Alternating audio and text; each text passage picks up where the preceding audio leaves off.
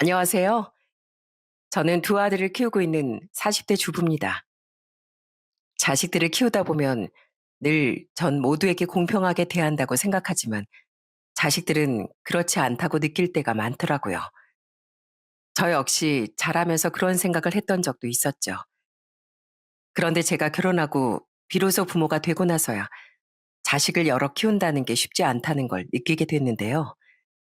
그때부턴 정말 부모님께 더 감사해하며 살고 있습니다. 그런데 아무리 부모가 돼도 부모 마음 하나 이해하지 못하는 못난 자식들도 있더라고요. 바로 그 못난 자식들 얘기를 여러분들께 해드리려고 합니다. 저희 친정은 엄마, 아빠, 그리고 남동생이 있습니다. 특히나 남동생은 저보다 8살이나 어린 늦둥이였죠. 그러다 보니 자연스럽게 부모님의 관심이 어린 남동생에게 향할 수밖에 없었고요. 그땐 정말 매일같이 엄마에게 투정 부리곤 했어요. 엄마, 엄마 왜 난 안 안아줘? 정순 맨날 안아주면서 왜 난 안 안아주냐고. 나도 안아줘. 아휴, 정선아. 엄마 몸이 하나잖니. 정순 아직 애기고. 엄마가 정수 잠들면 우리 정선이 안아줄게. 그러면 안 될까? 아, 싫어. 싫다고. 나부터 먼저 안아줘.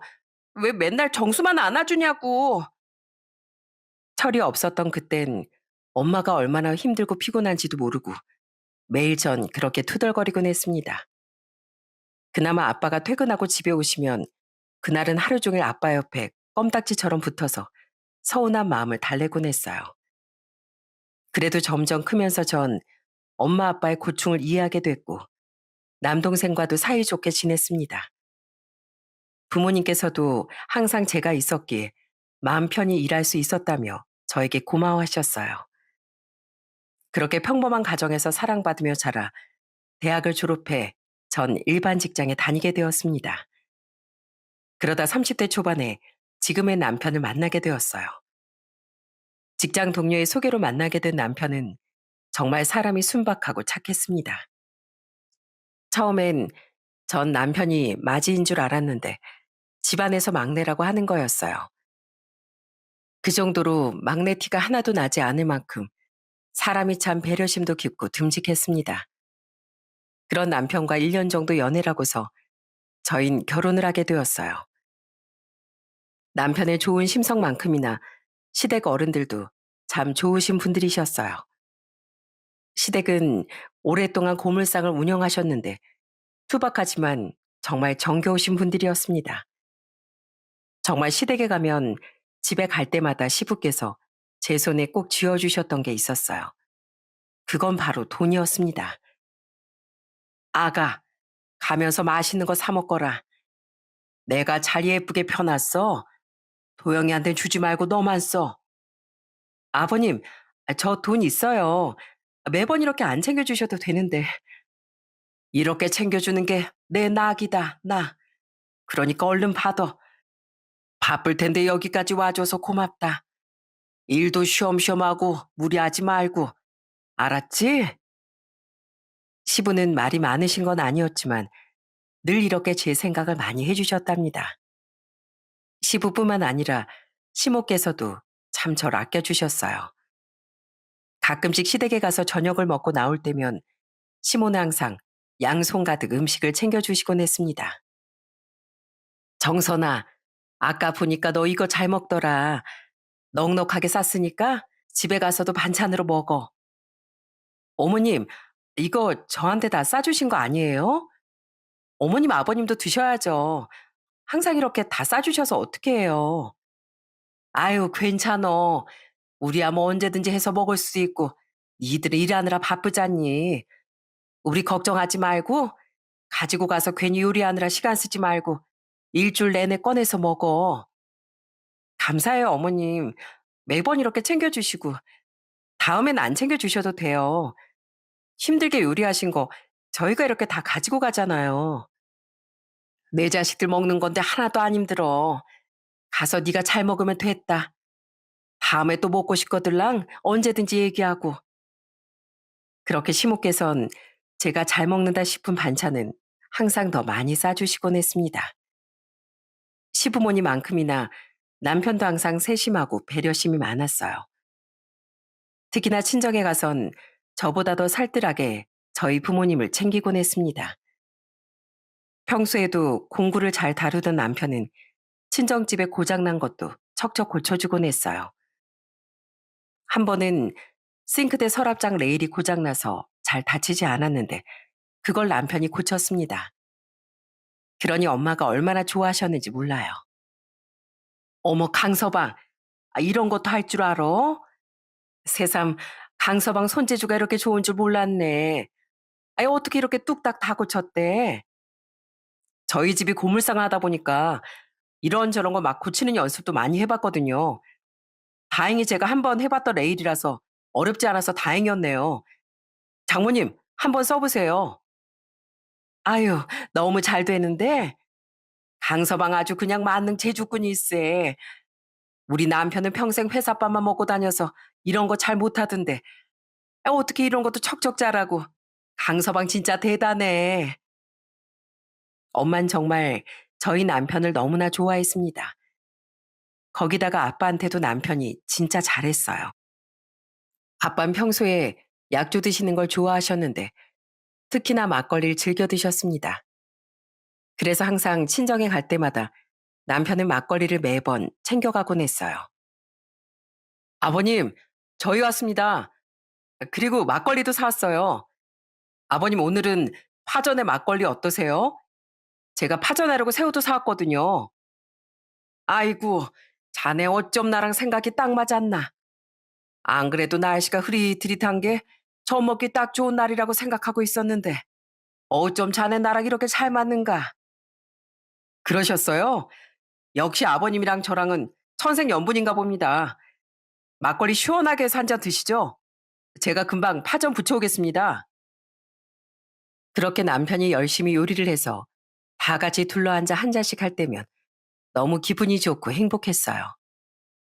특히나 어린 남동생은 저희 남편을 엄청 따르기도 했습니다. 그때가 막 대학 졸업을 앞두던 시기라 동생이 고민이 많았거든요. 그때 남동생은 저보다 남편한테 고민 상담을 많이 하기도 했어요. 매영, 오늘 맥주 한 잔 저랑 따로 하시면 안 돼요? 저 매영한테 물어볼 것도 좀 있는데. 아유, 좋지. 처남, 여기 집 앞에 치킨집이 있던데 거기 가서 우리 한 잔 할까? 뭐야, 왜 다른 사람들 다 빼고 둘이서만 마셔? 나도 갈래. 나도 치킨 먹을래. 누나, 나 매영이랑 단둘이 할 말이 있단 말이야. 그러니까 누나는 좀 빠져. 여보, 내가 처남이랑 얘기 좀 하고 올게. 당신 먹고 싶은 치킨 포장해서 가져다 줄 테니까 오랜만에 장인 장모님이랑 오붓하게 시간도 보내고 그래. 누나, 누나한테 남편이지만 나한테 또 누구보다 든든한 매형이거든. 오늘은 나한테 양보해. 누난 맨날 보잖아. 치, 알았다, 알았어. 뭐 그렇게 둘이서 할 말이 많다고 매번 그렇게 둘이서만 다녀? 질투난다, 질투나. 그렇게 남편은 저희 친정 식구들과도 정말 친하게 잘 지냈습니다. 그렇게 결혼하면서 전 1년 후에 첫 아들을 낳았고, 첫째를 낳고서 2년 후엔 둘째 아들도 낳게 되었어요. 양가 부모님이 정말 많이 좋아하셨는데, 그 중에서 어머님은 제 걱정이 정말 많으셨습니다. 둘째 낳을 때가 난산이라 진통도 엄청 심했고, 출산 후에도 기력을 잘 못 찾았거든요. 그때 저희 친정엄마보다 더 살뜰하게 챙겨주신 게 바로 시모였습니다. 매일 집에 찾아와선 제 손 발을 다 주물러 주시고 마사지까지 해주셨어요. 오죽하면 저희 엄마가 옆에서 시모를 말리실 정도였죠. 아이고, 사돈, 앉아서 좀 쉬세요. 우리 애보다 난 우리 사돈이 쓰러지실 것 같네. 병원에서도 이제 좀 괜찮다니까 걱정하지 말고 좀 쉬세요. 난 우리 정선이 출산할 때 그렇게 고생하는 거 보고 눈물이 다 나더라고요.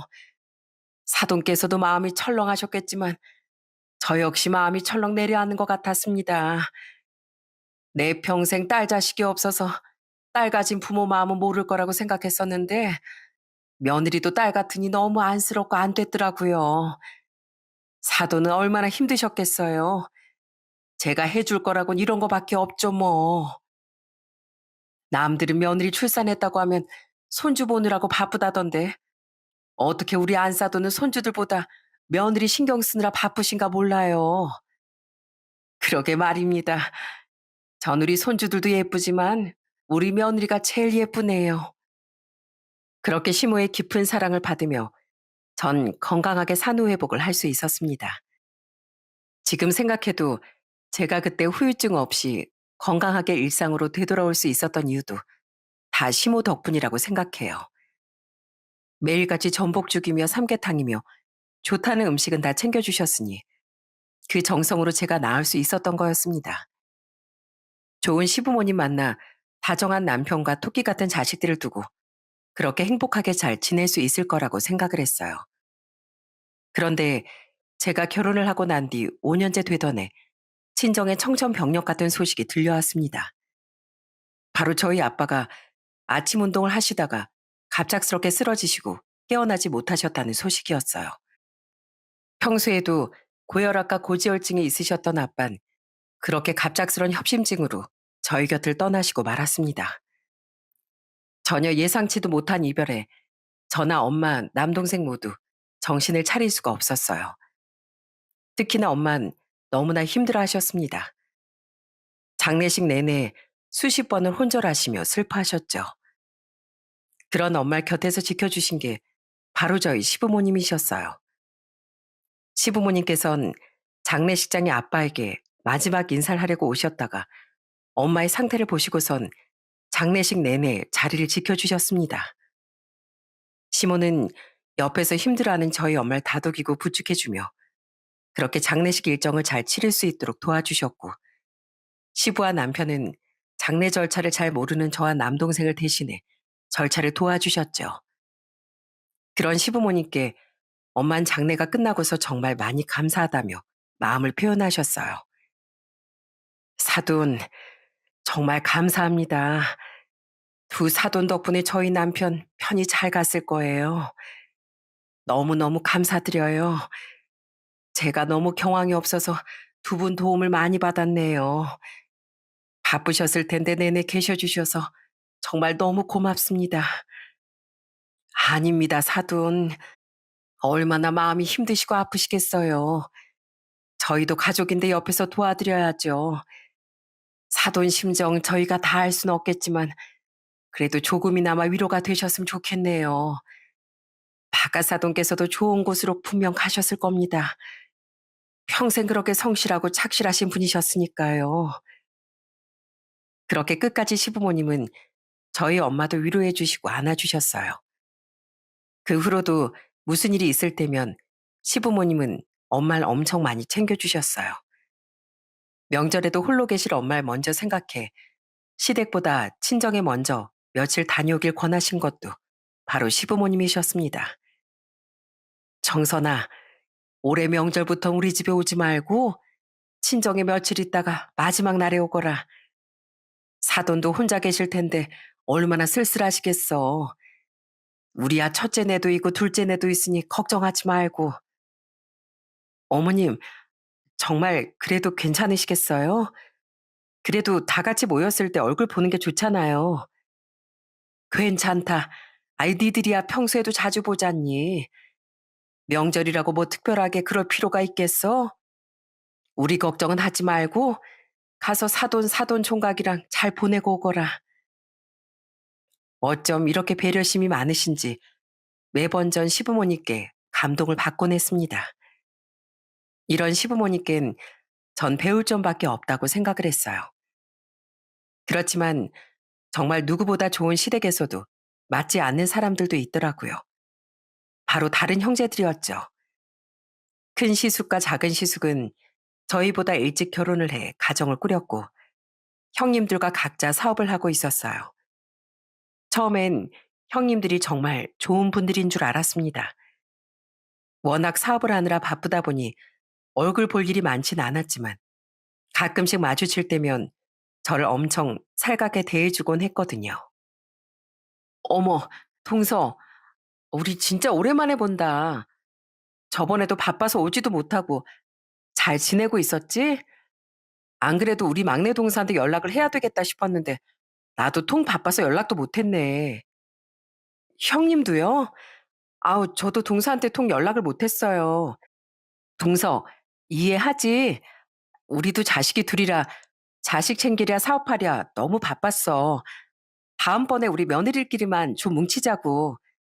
나나 형님은 비슷한 지역에 사는데 동서만 멀리 살아서 그런가? 얼굴 보기가 영 힘드네. 그래, 맞아. 아, 우리 둘은 가까이 살아서 자주 보는데 우리 막내 동서만 못 봐서 내가 아쉽다. 다음에 우리끼리 뭉치자고. 들어보니 큰형님과 작은형님은 종종 둘이서 자주 보는 듯 했습니다. 저는 시댁에 가까이 살았지만 두 형님들은 시댁에서 좀 멀리 떨어진 지역에 살았고 두 분이선 가까웠거든요. 그러다 보니 자주 보겠다 생각은 하고 있었는데 그렇게 자주 봐서 그랬을까요? 두 사람이 어쩜 이렇게 똑같은 성격인지 참 기가 막힐 때가 많았답니다. 형님들이고 시숙들이고 멀리 살아서 그런지 시댁 일엔 잘 참석을 하지 않았어요. 맨날 바쁘다, 정신없다는 핑계로 제사이든지 명절이든지 잠깐 왔다가 가버릴 때가 많았죠. 심지어 시부모님 생일 때도 용돈만 보내고 끝일 때가 많았어요. 한 번은 제가 시모 생신날에 생신상을 직접 차려드린 적이 있었습니다. 아빠 장례식도 그렇고 매번 엄마도 챙겨주시는 게 감사해서 정말 정성으로 밥을 했었어요. 그런데 그날 웬일인지 두 형님들이 시댁에 왔더라고요. 그런데 같이 축하라고서 딱 후식을 먹으려고 하는 찰나에 갑자기 시댁에서 반찬통을 이것저것 꺼내더니 음식을 담기 시작하는 거였습니다. 어? 형님, 뭐 하세요? 이거 정리하시려고요?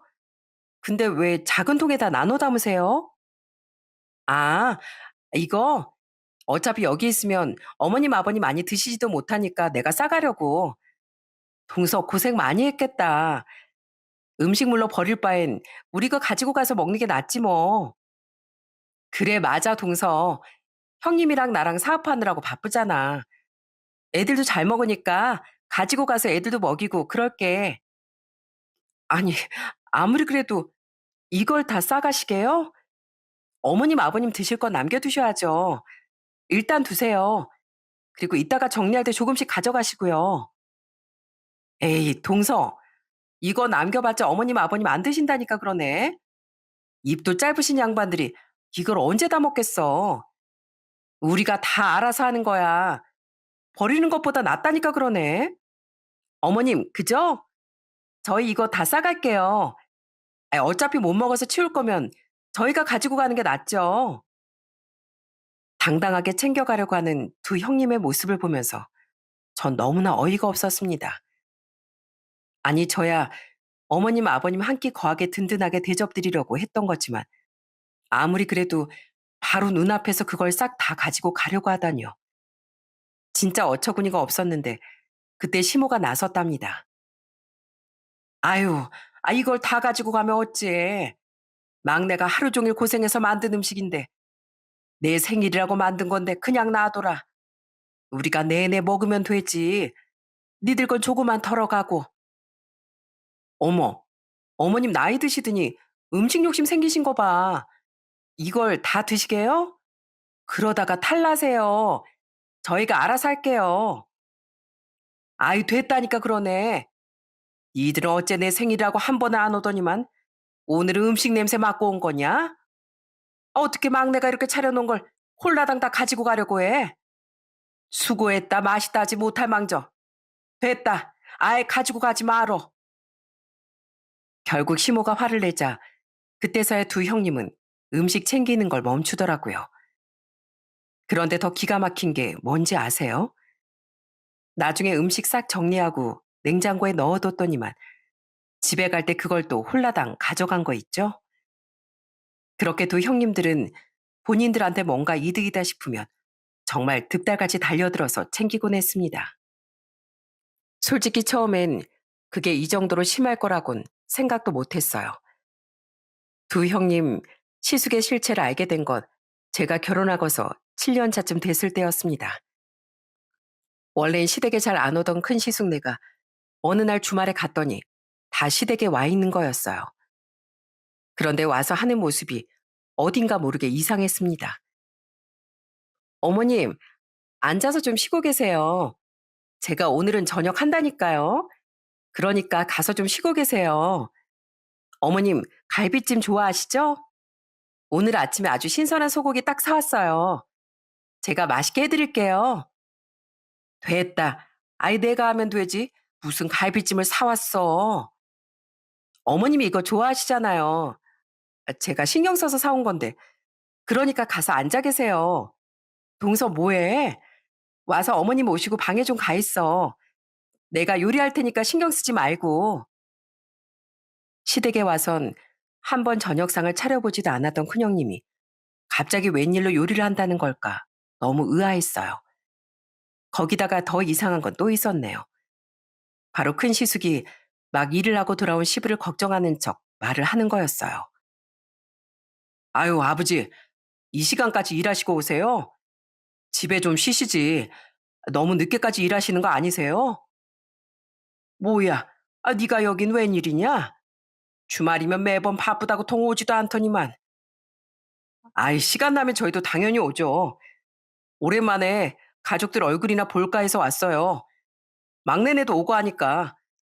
그나저나 아버지, 약주 한잔 하셔야죠. 평상시에 말도 없고 살갑지도 않았던 큰 시숙이 저렇게 말을 하니 사실 좀 놀라기도 했습니다. 도대체 갑자기 왜 저러나 싶었는데 다 이유가 있더라고요. 그렇게 다 같이 밥을 먹는데 그때 뜬금없이 큰 시숙이 사업 얘기를 꺼내기 시작했습니다. 그동안 바쁘고 힘들었던 이유를 말하면서 눈물까지 흘리는 거였어요. 아버지, 엄마, 사실은 내가 요즘 바빴던 이유가 다 있었어요. 사업하는 게 너무 힘들어서 이 사람이랑 둘이서 어떻게든 다시 일으켜 세워보려고 하는데 그게 영 쉽지가 않네요. 다른 데서 말할 것도 없고 그나마 집에 털어놓으면 마음이라도 편할까 싶어서요. 뭐? 아니, 사업이 그렇게도 어려운 거냐? 네, 거래처도 다들 어려워서 그런지 거래 대금도 잘 안 들어오고 그래서 운영하기가 쉽지가 않네요. 한두 푼도 아닌데 그렇다고 이 나이에 사업 그만두면 회사 다니는 게 뭐 쉽나? 이제 조금 있으면 50인데 이제 와서 무슨 회사를 다녀. 일용직이라도 해야지 뭐. 아니 그런 말이 어디 있어? 지금껏 10년 넘게 멀쩡하게 잘 운영하던 회사가 그렇게도 어렵다고?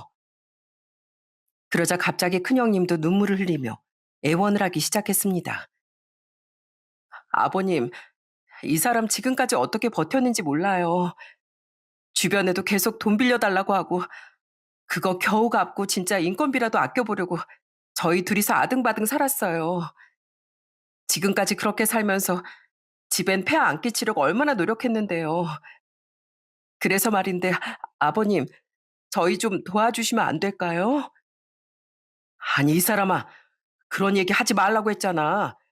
엄마 아버지 부담되게 왜 그래? 그럼 어떻게 해? 우리가 지금 당장 나앉게 생겼는데. 아버님, 저희가 이렇게 부탁드려요. 이러다가 첫째 아들 길바닥에 나앉게 생겼다고요. 네? 좀 도와주세요. 진짜 힘들어서 지금까지 오지도 못하고 그렇게 살았어요.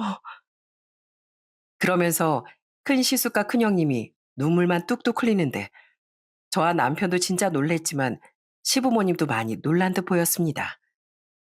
그렇게 펑펑 울던 큰 시숙는 밥을 먹고서 기운 없이 가보겠다며 집으로 돌아갔어요. 그 뒤로도 종종 큰 시숙네가 시댁에 찾아간 듯 싶었습니다. 시모에게 전화라면 기운 없는 목소리로 이걸 어떻게 해야 할지 난감해 하시더라고요. 한두 푼도 아니고 억 단위의 돈이 필요하다 보니 걱정이 더 많으셨던 거죠. 그렇지만 자식이 그렇게 힘들다는데 냉정하게 외면할 부모가 어디 있겠어요? 시부모님은 결국 큰 시숙과 큰형님의 눈물 어린 부탁을 외면하지 못하셨죠. 노후 자금으로 쥐고 있었던 돈을 큰 시숙네에게 주기로 마음을 먹으셨습니다. 저희 또한 어쩔 수 없는 일이라고 생각했습니다. 큰형님 내가 그렇게 힘들다던데 가족을 누구보다 아끼는 남편도 절대 안 된다고 나서지 않았죠. 결국 시부모님은 큰 시숙네에게 사업 자금을 줬고 큰 시숙네는 그걸로 어떻게든 버텨보고 이겨내보겠다는 말을 전했습니다.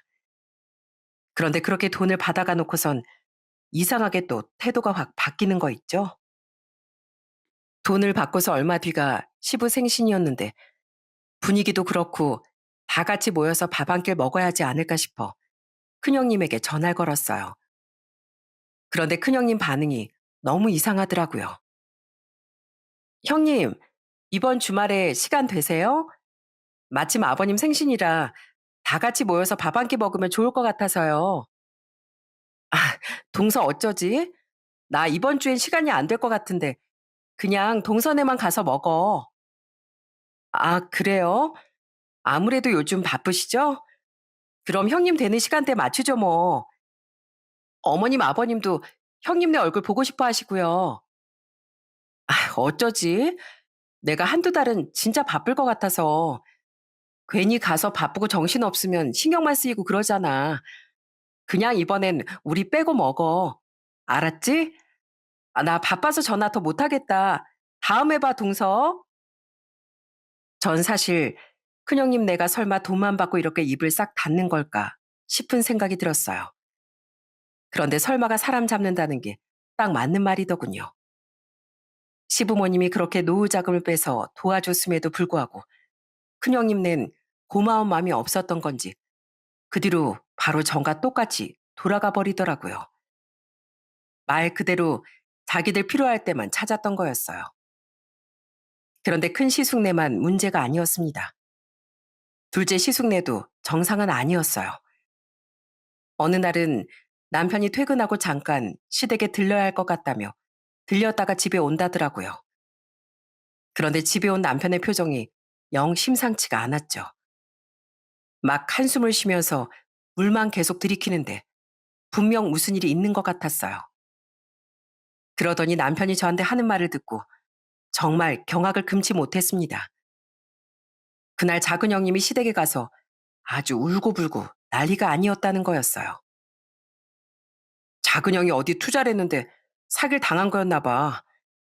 전 재산을 다 날린 것도 모자라서 집 담보로 대출까지 받아서 투자를 했대. 아, 그래 놓고선 아주 잠적을 한 거야. 작은 형수님이 집에 와서는 울며불며 엄마한테 하소연하고 있단다. 이걸 어쩌면 좋아. 뭐? 작은 아주버님이? 아니 무슨 투자를 했길래 그렇게까지 투자를 해. 아휴 몰라. 작은 형수님 말론 무슨 신규 사업 투자라고 하던데. 어쨌든가 한 달 내로 해결 못하면 집이고 뭐고 다 날라갈 지경이래. 그거 해결해 달라고 온 것 같다더라고. 전 그 얘기를 듣고서 정말 기가 막혔습니다. 아니 어떻게 큰형님네도 모자라 작은 형님네까지 이런 일이 생길 수가 있는지. 제가 정말 시부모님이었으면 진짜 기가 막히고 코가 막힐 일이더라고요. 전 시부모님이 너무 걱정이 됐습니다. 자식들도 계속해서 사고만 치고 잘 살지도 못하니 얼마나 답답하셨겠어요. 그래서 시댁에 갔더니 역시나 분위긴 최악이더라고요. 시모는 절 보자마자 눈물만 흘리시고 시부는 일도 안 나가시고 방 안에서 한숨만 푹푹 쉬고 계셨고요. 그 모습을 보면서 얼마나 마음이 아팠는지 모릅니다. 아무리 몸이 힘들고 아파도 누구보다 성실하고 부지런하게 움직이셨던 분들인데 자식들 일엔 이렇게 무너져 내리는구나 싶어서 너무 마음이 아팠습니다. 어머님, 괜찮으세요? 작은 아주버님은요? 아직도 연락이 안 되는 거예요? 작은 형님한테 제가 전화해보니까 전화도 안 받으시던데. 자기 친정에 가 있는다고? 친정에선 일 아무것도 모른다더라. 우리한테 그래서 도와달라고 왔는데 이걸 어쩌면 좋니? 둘째는 좀 있으면 애들 중학교 가는데 이걸 어쩜 좋냐고. 어머님, 그래도 당장 도와줄 수 있는 여력이 있으신 것도 아니고 저번에 큰 시숙님네 도와주느라고 힘드셨잖아요. 그렇다고 애도 둘인데 당장 집 하나 구할 돈도 없다는데 어떻게 하겠어. 조금이라도 빚을 갚아줘야지. 결국 시부모님은 가지고 계셨던 땅도 다 팔고서 둘째 시숙네를 도와줬습니다. 그렇게 재산을 처분하는 동안 작은 시숙은 아예 연락도 되지 않았고 작은 형님만 내내 울며 불며 시댁을 왔다 갔다 했는데 그걸 매번 시부모님도 봐야 했으니 심정이 오죽하셨겠어요? 우는 작은 형님을 보면서 시부모님도 많이 압박을 받으셨겠죠. 결국 땅도 처분하고서 작은 아주버님네를 도와주고 나서야 그제서야 작은 시숙이 나타났더라고요. 빚을 갚았다는 건 또 어떻게 들었는지 모르겠지만 나타나선 시부모님께 무릎을 꿇고 사과를 했어요. 엄마, 아버지, 정말 죄송해요. 아내한테 다 들었어요. 제 빚 다 갚아주시느라고 땅도 다 파셨다고. 정말 죄송해요. 제가 앞으로 정신 차려서 진짜 잘 살게요. 정말 잘 살게요. 그래, 이젠 니들 도와주려고 해도 우리가 여력이 안 된다. 그러니 앞으로 니들이 정신 똑바로 차려서 살아야 돼. 이 엄마 아버지가 살면 얼마나 살겠냐. 우리 앞으로 살아갈 돈 다 처분해서 니들 준 거야. 그러니 니들이 알아서 잘해라. 그런 걱정하지 마세요. 저희가 엄마 아버지 꼭 모실게요. 형이랑 제가 돌아가면서라도 꼭 모실게요. 그렇게 작은 시숙네 사건도 잘 마무리가 되는 듯 했습니다. 근데 또 이상하게 작은 시숙네도 그렇게 자기들 사건이 해결되고 나니까 또 태도가 확 바뀌는 거였어요. 한 번은 저희가 형제들끼리 돈을 모아 시부모님 생활비라도 좀 지원을 해야 하지 않을까 생각이 들어 얘기를 꺼낸 적이 있었답니다. 사실 이제 70대가 되신 시부모님이 언제까지 고철들을 모으고 팔면서 일을 할 수 있겠어요? 거기다가 재산이라는 건 다 처분을 해버렸으니 이젠 자식들이 책임을 져야 할 때가 온 거라는 생각이 들었죠. 그래서 남편이 형들에게 얘기를 했는데 아무도 그 말에 동의를 안 했다는 거였어요. 아직 시부모님 몸이 건강하지 않냐며 벌써부터 그렇게 돈을 들일 이유가 있냐며 나중에 누구라도 편찮으시면 그때 자신들이 모시겠다며 떵떵거리면서 화를 냈다는 거였어요. 그 말을 듣고서 얼마나 기가 찼는지 모릅니다. 더군다나 더 기가 찼던 건 또 있었네요. 그로부터 얼마 뒤 큰 조카의 SNS에 사진 한 장이 딱 올라왔더라고요. 그런데 그 사진을 보고서 전 정말 경악을 금치 못했습니다. 그렇게 힘들고 어렵다던 큰형님네가 다름 아닌 해외여행을 떠났다는 거였어요. 매번 사업하느라 바쁘다, 힘들다를 입에 달고 살면서 시댁은 코빼기도 안 비추더니 정작 자신들은 비싸다는 유럽 여행을 보름 동안 다녀온 거였죠. 그걸 보고서 뭔가 잘못된 것 같다는 생각이 딱 들었어요. 그리고 얼마 후 이 사람들이 숨겼던 진실이 드러나고야 말았습니다. 그날은 유난히 날씨가 더웠던 여름날이었어요. 남편의 다급한 전화를 받고서 달려간 곳은 다름 아닌 병원이었습니다. 땡볕에 일을 하시던 시부께서 갑자기 쓰러지셔서 병원에 실려가셨다는 거였죠. 너무 놀라 정신없이 병원으로 달려가 보니 시부가 갑작스런 뇌출혈로 쓰러지신 거였어요. 거기다가 출혈량이 많아 상황은 무척이나 심각했고요. 그래도 빠르게 수술을 하고서 깨어나시게 됐는데 문제는 한쪽 몸에 마비가 오는 심한 후유증이 생긴 거였습니다. 시모가 그 사실을 아시고서 크게 상심하셨고 저와 남편 또한 너무나 큰 충격을 받았어요. 그리고 퇴원을 앞두고서 모든 가족들이 시부의 병실로 모여들었습니다. 앞으로 시부모님을 어떻게 해야 할지, 치료는 어떻게 할 것인지 상의를 해야만 했어요. 그런데 그 자리에서 두 형제와 형님들은 정말 뻔뻔하게 나오는 거 있죠? 서로 네가 모셔라며 난리가 난 거였습니다. 형님, 형님이 큰형님이니까 당연히 어머님 아버님 모시고 살아야 되지 않겠어요? 우린 딸이 둘이라 모시고 살 방도 없지만 형님네는 아들도 이제 다 컸고 독립하면 되잖아요. 그럼 형님네가 모시면 딱이겠네. 어머 동서, 그게 무슨 소리야. 우리가 어떻게 모셔. 동서 말 맞다나 우리 아들 이제 수능이 코앞인데 아니 어떻게 우리가 모셔? 고등학생이면 입시 신경 써야지. 그게 얼마나 중요한 건지 몰라? 동서는 그리고 방도 크고 여유롭잖아. 무슨 소리예요, 형님? 그렇게 돈을 받아가셔선 안 모시겠다 이거예요? 형님 진짜 뻔뻔하시네. 뭐? 뻔뻔한 건 동서네지. 동서네도 똑같이 돈 받아놓고선 왜 이럴 때만 첫째 찾는 건데? 아휴, 난 절대 안 돼. 상황이 안 되니까 동서네가 알아서 모셔. 저도 안 돼요. 아니, 저희는 자식도 둘인데 더 안 되죠. 형님이 모셔요. 그렇게 두 사람이서 앞에서 싸우는데 정말 기가 막히고 어처구니가 없더라고요. 그렇게 도와달라 사정사정할 땐 둘도 없는 시부모인 것처럼 하더니 이제 자기들이 책임져야 할 일이 생겨버리니까 언제 그랬냐는 듯 하는 꼴을 보면서 진짜 할 말을 잃게 되더라고요. 결국 그 자리에서 시모는 폭발하고 말았습니다. 아유, 됐다. 니들 둘 다 모실 필요 없으니까 그만해. 어쩜 애들이 누구 하나 나서는 애가 하나도 없니? 내 몸 멀쩡하니까 네 시애비도 내가 알아서 모시마. 그러니까 여기서 이러지들 말고 썩 다 나가. 아니, 어머님, 모시지 않겠다고 하는 게 아니라요. 상황이 좀 그렇잖아요. 아유, 됐어. 이들이 모시겠다고 했어도 내가 됐다고 하려고 했는데 그럴 필요도 없겠구나. 앞으로는 오지도 말고 나중에 퇴원할 때 나와서 집까지만 데려다 줘. 그건 할 수 있겠지? 그렇게 시모는 상황을 정리했습니다. 저는 그런 시모의 말이 얼마나 슬펐는지 몰라요.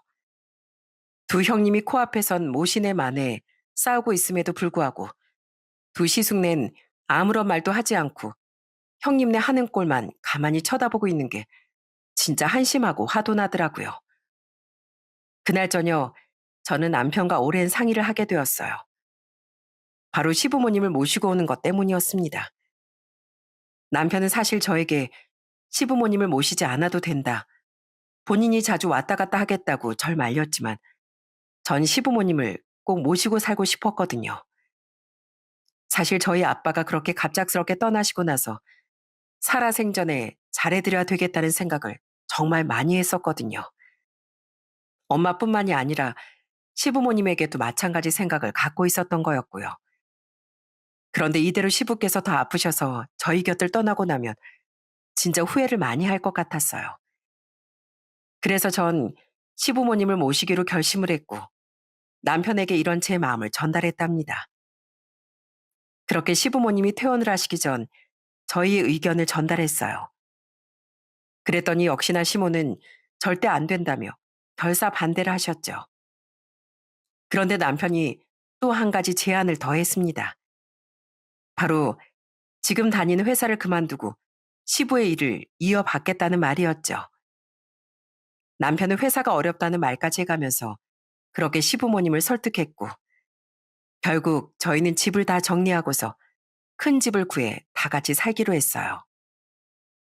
모든 결정을 다 끝내고서 시부가 퇴원하던 날 그 소식을 들었는지 퇴원 수속을 밟고 정리하는데 형님들이 저한테 다가와 슬쩍 얘기를 하는 거였어요.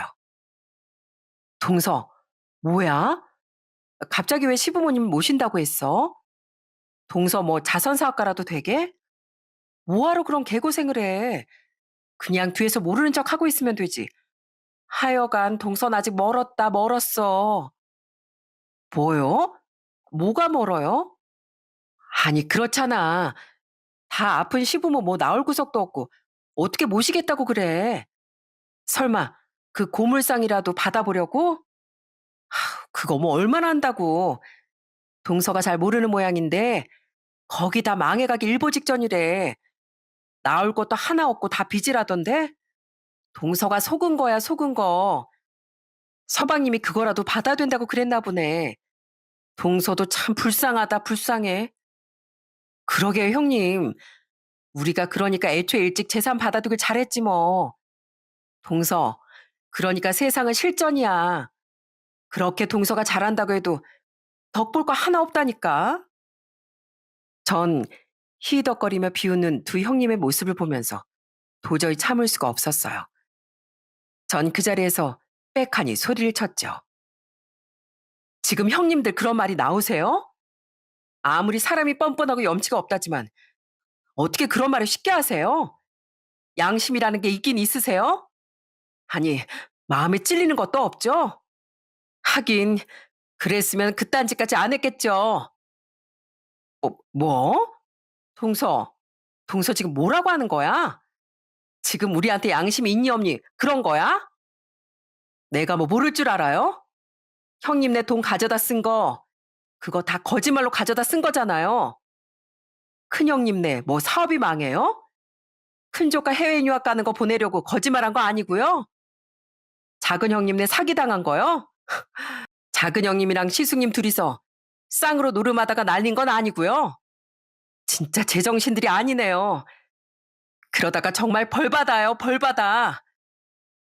아니, 그걸 어떻게 손으로 하늘을 가리세요? 어떻게 그런 거짓말까지 해가면서 그 벌 다 되돌려 받을 거라고요. 거짓말했던 거 싹 다 받을 거예요. 네, 두 형님넨 거짓말로 시부모님의 재산을 받았던 거였습니다. 사실 전 그전까진 전혀 모르고 있었는데 시부가 쓰러지고 나서 시부모님 모시는 걸로 형제들이 아웅다웅할 때 큰 아주버님이 술을 먹고 아주 난리를 피운 덕에 진실을 알게 되었죠. 알고 봤더니 큰 시숙낸 형님이 외제차를 끌고 다니고 사치하고 그러면서 사업하는 돈을 다 탕진했던 모양이었어요. 그런데 그 와중에 하나 있는 자식마저 유학 가겠다고 난리를 피우니 거짓말로 시부모님께 돈을 받았던 거였어요. 거기다가 작은 시숙네는 작은 시숙이 사고를 친 게 아니라 작은 시숙과 작은 형님 둘이서 같이 사고를 친 거였답니다. 애초에 작은 형님네 집에선 도와줄 여력조차 없으니 작은 형님이 연기를 해서 작은 시숙이 사고를 친 것처럼 한 거였죠. 그걸 내내 꽁꽁 숨기고 있다가 큰 시숙이 술을 마시고 시댁으로 와 다 털어놓은 거였고요. 시모가 그걸 듣고서 얼마나 기가 막혀 했는지 모릅니다. 아픈 시부에겐 사실대로 말을 하지 못했지만 퇴원하면서 시모는 다른 형제들에게 소리를 치셨어요. 니들이 이러고도 자식이라고 할 수 있어? 부모가 애쓰게 모아놓은 피 같은 재산을 어떻게 세치요로 다 빼앗아가? 니들이 그러고도 자식이냐? 자식이야? 너희 같은 자식들은 필요 없다. 내 평생의 자식이라곤 막내뿐이라고 생각할 테니까 앞으로 얼굴도 보고 살지 말자. 아니, 엄마, 그게 아니라, 그게 아니긴 뭐가 아니야? 큰애 너도 양심에 걸리니까 그날 그렇게 난리를 피운 거 아니야? 니들이 한 짓 너무하다 싶으니까 이제 와서 털어놓은 거 아니냐고. 난 짐승의 탈을 쓴 못난 자식들 필요 없다. 앞으로 너희 애비가 죽든 내가 죽든 장례식에도 오지도 말어. 그렇게 시모는 큰 시숙네와 작은 시숙네를 내쫓아 버렸어요. 한동안 정말 배신감에 저까지 너무 화가 날 정도였어요. 그렇지만 시부의 재활이 먼저 시급했고 남편도 일을 그만두고서 고물상을 운영해야 하니 시숙네 사건에 신경 쓸 겨를도 없었습니다. 시부는 퇴원을 하시고서 열심히 재활을 다니셨고 그러면서도 남편에게 고물상 운영을 하는데 도움이 될 만한 것들을 하나부터 열까지 다 알려주셨어요. 전 참 시부께서 진짜 대단하다고 생각을 했던 게 지금까지 운영하시면서 거래를 맺은 거래처들이 죄다 10년 넘은 오래된 곳들이더라고요. 그만큼 시부가 이 분야에서 얼마나 노력하고 신뢰를 쌓았을지 생각을 해보니 정말 존경스러울 수밖에 없었어요. 그렇게 탄탄한 거래처들을 이어받으면서 시부는 좋지 않은 몸도 손수 이끌어서 거래처도 남편과 한 곳 한 곳 다 인사를 다녔고 그 덕분에 남편은 좀 더 수월하게 사업을 시작할 수 있었어요. 그러다 보니 고물상도 정말 안정적으로 운영될 수 있었답니다. 오히려 남편이 직장에 다닐 때보다 월급은 몇 배 더 오를 정도로 저희는 생활이 피게 되었고 남편도 일을 워낙 잘하다 보니 거래처는 전보다 더 늘어서 매출도 쑥쑥 상승하게 되었어요. 그래서 남편이 고물상을 이어받아 운영하면서 시부모님 빚도 다 청산하고 심지어 팔았던 땅값까지도 금세 모을 수 있었어요. 그게 남편이 사업을 이어받은 지 3년째 되던 해 다 이룬 거였죠. 그리고 시숙네는 어떻게 됐냐고요? 시숙네는 둘 다 이혼을 했습니다. 그렇게 사치심하고 허영심심한 시숙네가 잘 살 리가 없겠죠. 큰 시숙네는 큰형님의 사치를 감당하지 못했고 결국엔 사업도 쫄딱 망해버렸다고 하더라고요. 역시나 더 이상 돈이 나올 곳이 없으니 빚만 지다 그렇게 이혼을 하게 됐답니다. 그리고 작은 시숙네는 둘 다 끝까지 노름이나 다름없는 투자에 빠져서 재산을 다 잃은 것뿐만 아니라 빚까지 다 떠안게 됐다고 하더라고요. 그렇게 쫄딱 망하고 나서야 작은 시숙네도 이혼을 했습니다. 하루는 두 시숙네가 저희를 찾아온 적이 있었어요. 와선 하는 말이 진짜 기가 차더라고요. 둘 다 며칠을 못 씻었는지 꾀재재한 꼴에 수염은 덥수룩하게 나서 고물상을 찾아왔는데 진짜 거지가 따로 없더라고요. 도영아, 재수씨, 우리, 우리 다 망했어. 우리 다 이혼당하고 한 푼도 못 건지고 쫓겨났어. 우리 좀 도와주라. 어? 우리 여기서라도 일하게 해주라. 여기가 어디라고 뻔뻔하게 찾아와? 당장 나가. 형들 여기 찾아올 생각을 어떻게 해? 엄마 아버지 그렇게 내팽개칠 때는 언제고 어떻게 여길 찾아와? 도영아, 형들이 잘못했다. 그땐 그저 가정을 지키는 게 우선이라고 생각을 해서 그래서 그런 거야. 우리도 지금 많이 후회하고 있다. 어? 여자 하나 잘못 들어와서 이렇게 패가 망신하게 된 거 다 후회하고 있다고. 제발 용서해줘. 어? 여자 하나 잘못 들어와? 웃기시네. 그 여자를 선택한 거 다 형들이거든? 어떻게 그 지경이 돼서도 남 탓이나 해? 이렇게 된 거 다 형네 탓이야. 알아? 이렇게 만든 거 형들이 만든 거라고. 형이라고 부르는 거 오늘이 끝이야. 다시 한 번 더 여기 찾아오면 찍소리도 못하게 내쫓아 줄 테니까 곱게 보낼 때 빨리 꺼져.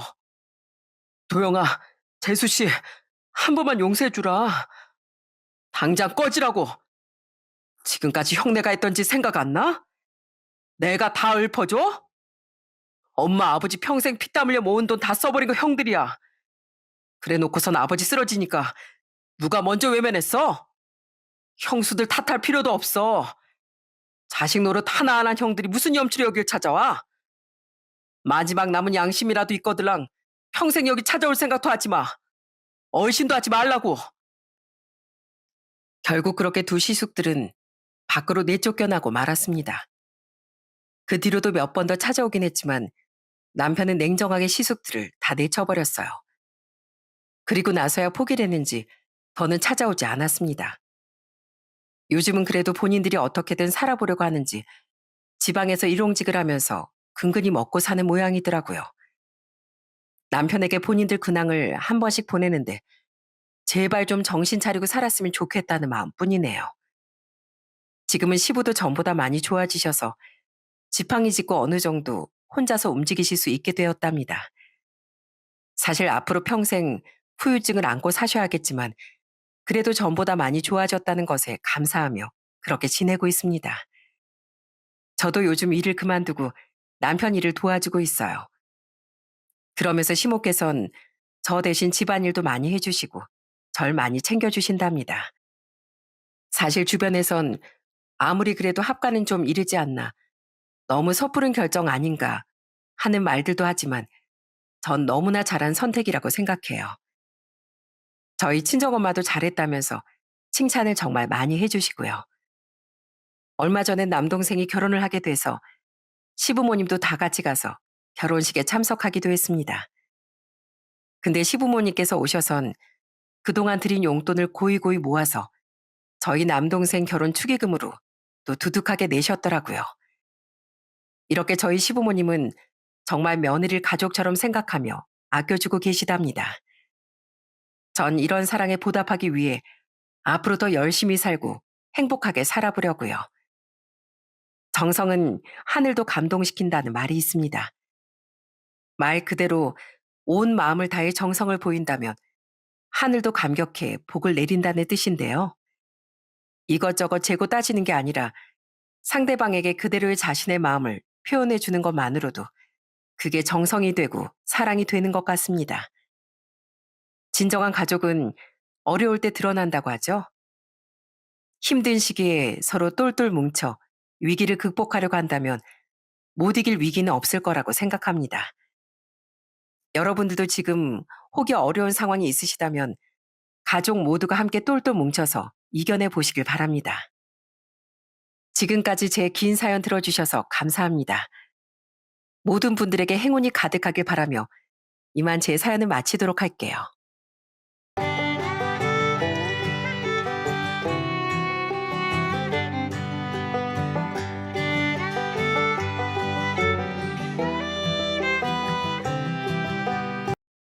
안녕하세요. 전 가족이란 이유로 황당한 요구까지 받았던 40대 여성입니다. 아무리 가까운 사이라 하더라도 전 사람 사이엔 정도가 있다고 생각을 하는데요.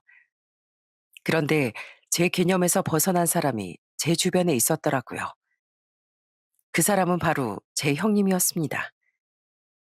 그때의 사건은 저희 사이를 완전히 바꿔놓았어요. 기가 막힌 그때 얘기를 여러분들께 들려드리려고 합니다. 저희 친정 부모님은 시장에서 생선을 파셨어요. 새벽부터 공판장에 나가 생물들을 사와서 파시다 보니 항상 저와 여동생, 남동생이 깨어났을 땐 이미 부모님은 집에 안 계셨을 때가 많았습니다. 그러다 보니 매번 저는 동생들을 깨워서 챙기고 학교에 같이 가곤 했어요. 그리고 학교가 끝나고선 항상 부모님이 일하는 곳에 가 도와드리곤 했고요. 그럴 때마다 엄마 아빠는 저에게 늘 미안해 하셨어요. 희경아, 그만하고 너 집에 가. 가서 밥 먹고 동생들이랑 먼저 자고 있어. 엄마랑 아빤 여기 마무리하고 갈 테니까. 아니야, 엄마. 이제 금방 끝나는데 내가 끝까지 도와줄게. 이거 청소해야 되지? 내가 여기 청소할 테니까 엄만 다른 거 하고 있어. 아유, 괜찮다니까. 너 손에 냄새 배어. 그냥 두고 가라니까 그러네. 됐어. 나만 뭐 냄새 배이나? 엄마도 똑같지 뭐. 나 괜찮아, 엄마. 그렇게 부모님을 도와드리러 갔던 이유는 아빠의 건강이 많이 좋지 않았기 때문이었어요. 당뇨를 앓고 계셨던 아빤 몸을 많이 쓰시기 어려웠고 간혹 상처라도 좀 나면 잘 낫지 않아 고생을 많이 하시곤 했습니다. 그러다 보니 엄마 혼자 생선 가게 일을 대부분 하셔야 했는데 그런 엄마의 고생을 덜어드리기 위해 전 매일같이 시장의 일을 도와드리러 간 거였어요. 아빤 그래도 최선을 다해 자신이 할 수 있는 일을 열심히 하셨습니다. 비록 몸이 생각만큼 따라와 주는 건 아니었지만 어떻게든 생계에 도움을 주기 위해 정말 많이 노력하셨어요. 그러다 보니 아빤 본인 몸보다 늘 가족들을 더 생각하셨던 것 같아요. 그러다 제가 24살이 되던 해 저희 집엔 갑작스러운 불행이 찾아오고 말았습니다.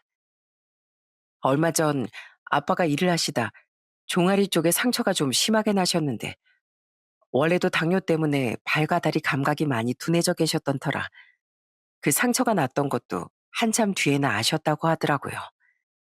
처음엔 그저 단순한 상처라고 생각해 연고만 바르셨다는데 며칠이 지나도 그 상처는 낫지도 않고 오히려 검게 변하고 냄새까지 나기 시작했습니다.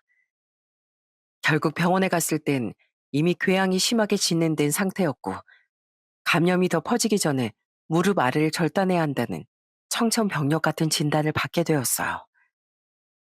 정말 먹고 살기 위해 일만 하다 보니 자기 몸을 제대로 살피지도 못한 거였는데 그게 이런 결과까지 만든다는 게 너무나 슬프고 괴로웠습니다.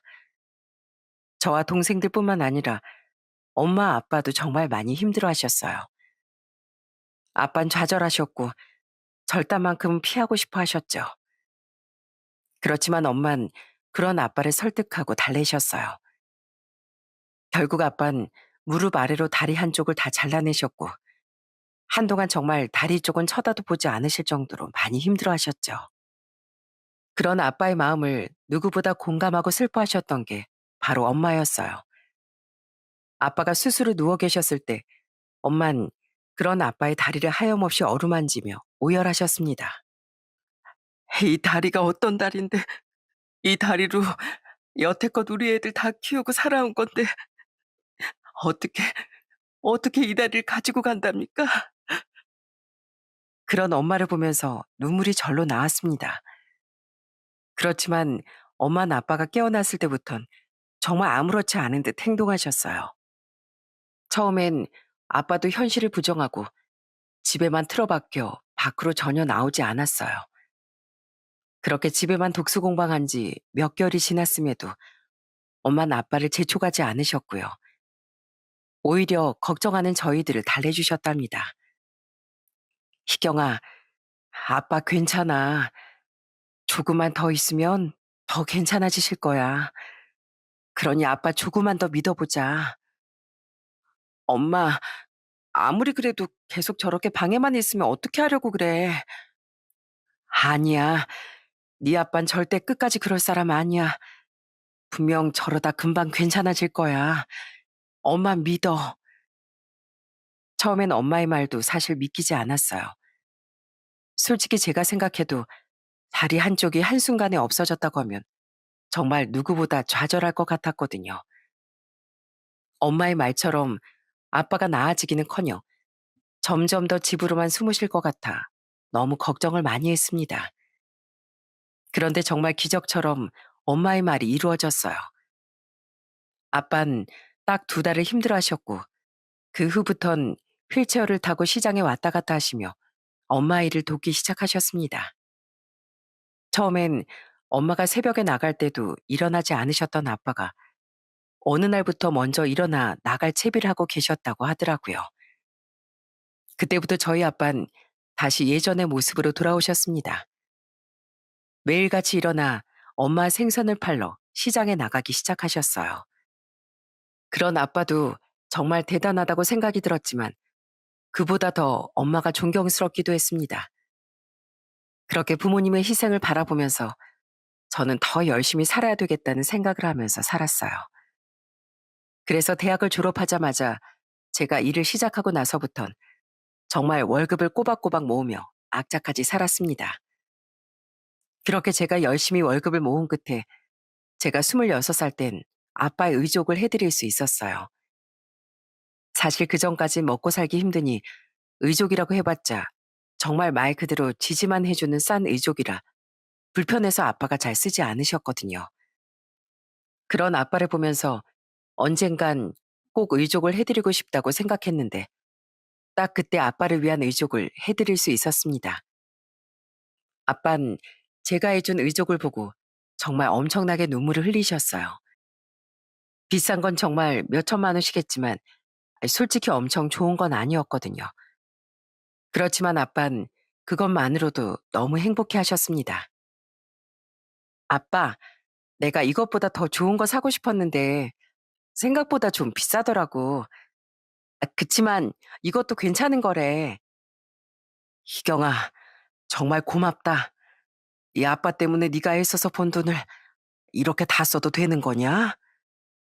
에이, 무슨 말을 그렇게 해. 내가 지금까지 이렇게 클 수 있었던 것도 다 아빠 덕분인데 당연히 아빠 위해서 이 정도는 할 수 있지. 걱정하지 마. 다음엔 더 돈 잘 벌어서 아빠 더 좋은 걸로 해줄게. 고맙다. 고마워, 희경아. 아빠가 앞으로도 포기하지 않고 열심히 살게. 우리 딸 아들한테 당당한 아빠 될 수 있게 노력할게. 그렇게 눈물로 의족을 맞추고서 정말 너무 행복해하는 아빠를 보며 전 너무나 뿌듯하더라고요. 그날 이후로 아빤 휠체어 대신 의족을 착용하며 다니는 시간이 정말 많아졌어요. 처음엔 의족을 차는 걸 어색해 하시던 아빠가 점점 의족을 차는 연습도 많이 하시고 그러면서 움직임도 자연스러워지고 좋아지셨답니다. 어느 날은 의족을 차고서 엄마 산책까지 가셨다면서 기쁜 목소리로 전화가 오셨을 땐 전화를 끊고서 제가 한참 눈물을 흘리기도 했어요. 그렇게 저희 집의 큰 불행은 서서히 극복되고 있었습니다. 그러다 제가 30대 초반에 소개를 통해 만난 사람과 결혼을 하게 되었어요. 남편은 정말 사람이 성실하고 착했습니다. 시댁 어르신들도 너무 좋은 분들이었고 늘 절 배려해 주시는 그런 분들이셨죠. 남편은 저희 친정에도 정말 잘했어요. 특히 남편 지인 중에 의족 관련된 일을 하는 사람이 있었는데 남편은 결혼하자마자 제일 먼저 했던 게 바로 아빠의 의족을 새로 맞춰드리는 거였습니다. 아버님, 어떠세요? 좀 편하세요? 불편하시면 다시 맞춰볼게요. 앞으로 쭉 쓰셔야 되는 거니까 불편하시면 다 얘기를 해주셔야 돼요. 아이고, 자네한테 내가 무슨 짐을 주는지 모르겠네. 정말 미안하고 고맙네. 아유, 고맙기는요. 제가 결혼하면 다른 거 몰라도 꼭 아버님 의족 제가 해드리고 싶었어요. 오히려 제가 이렇게 해드릴 수 있어서 얼마나 기쁜지 몰라요. 아버님, 그러니까 제가 정말 제대로 해드리고 싶어서 그러니까 꼭 솔직하게 다 말씀해 주셔야 돼요. 그렇게 남편의 세심한 배려 덕분에 아빤 전보다 더 편한 의족을 맞출 수 있었습니다. 사실 의족 하나 맞추는 것도 비용이 상당해서 부담이 컸었는데 남편 덕분에 시기에 맞춰 새로 잘 맞출 수 있었어요. 그런 남편에게 참 고맙고 감사한 마음이 들었답니다. 그리고 이 일을 시댁에서도 너무나 당연시 생각을 해주신다는 것도 정말 감사했어요. 그렇게 좋은 시댁 식구들을 만나 결혼하고 전 아들 하나, 딸 하나를 연년생으로 낳게 되었습니다. 사실 시댁엔 남편보다 2살 많은 형이 있었는데요. 시숙은 저희가 결혼할 당시 결혼 생각이 전혀 없다며 남편에게 먼저 결혼을 하라고 말을 했었어요. 보통 형이 결혼을 하고서 동생이 하는 집안이 많은데 시댁은 시숙이 워낙 결혼을 안 한다며 완강한 탓에 순서 상관없이 누구든지 먼저 결혼을 시킨 거였죠. 그리고 정말 저희가 결혼한 후에도 몇 년 동안 시숙은 결혼은커녕 연애도 제대로 하지 않고 지냈어요. 그러다 보니 시부모님은 항상 시숙 걱정이 많으셨답니다.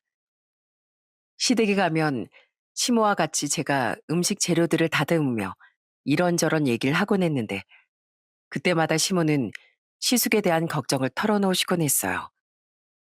희경아, 혹시 주변에 좀 괜찮은 여자 없겠니? 아유, 저러다가 우리 동수 평생 혼자 살다가 가는 거 아닌가 싶어서 너무 걱정이다, 얘. 뭐 우리가 이것저것 따지는 게 아니라 그냥 동수랑 잘 맞을 사람이면 좋을 것 같은데 아주버님 만나는 사람 없으시대요? 저희 결혼할 때도 연애 안 한다면서 그러시더니 아유, 그러게나 말이다. 그래도 젊었을 적엔 연애도 종종 하더니만 30대 되고선 통 만나는 사람도 없는가 보더라고. 내내 우리한테 평생 우리랑 살 거라고 하는데 좋아해야 하는지 말아야 하는지도 모르겠구나.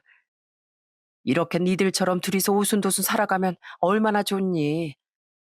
진짜 결혼을 안 한다는 건 아니겠지? 에이, 설마요. 아주버님 뭐 어디 빠지는 것도 아니고 결혼하시지 않을까요? 그것도 모르겠다, 난. 본인 스스로 자긴 결혼 안 하겠다고 해버리니 그렇다고 억지로 결혼해라고 닥달할 수도 없고 말이야. 우리만 소갈이 하는 거지 뭐. 그렇게 정말 시숙은 결혼 생각이 없는 것처럼 지냈습니다. 아무리 주변에서 소개를 해주겠다고 해도 다 거절을 하고 항상 시숙은 혼자 살 거라는 말만 되풀이하곤 했어요. 그런 시숙이 딱 저희가 결혼하고서 3년쯤 지났을 때 갑자기 결혼을 하고 싶은 여자가 있다며 소개를 해주겠다고 하더라고요. 저희 부부 그리고 시부모님 모두 깜짝 놀랄 수밖에 없었어요. 그토록 비혼을 외치던 시숙의 마음을 사로잡은 그 사람이 누굴까 정말 너무나도 궁금했습니다. 그래서 딱 인사를 오겠다고 했던 날을 손꼽아 기다리게 됐죠. 그리고 그날 전 예비 형님을 보고서 정말 그 자리에서 너무 놀라 얼음처럼 굳어버리고 말았습니다. 그 예비 형님도 절 보자마자 누군지 딱 알아보는 눈치였어요. 어? 김희경 씨? 어머, 유경 씨 맞죠? 네, 예비 형님은 바로 제가 알고 있던 사람이었어요. 그것도 별로 좋지 않은 인연이었죠.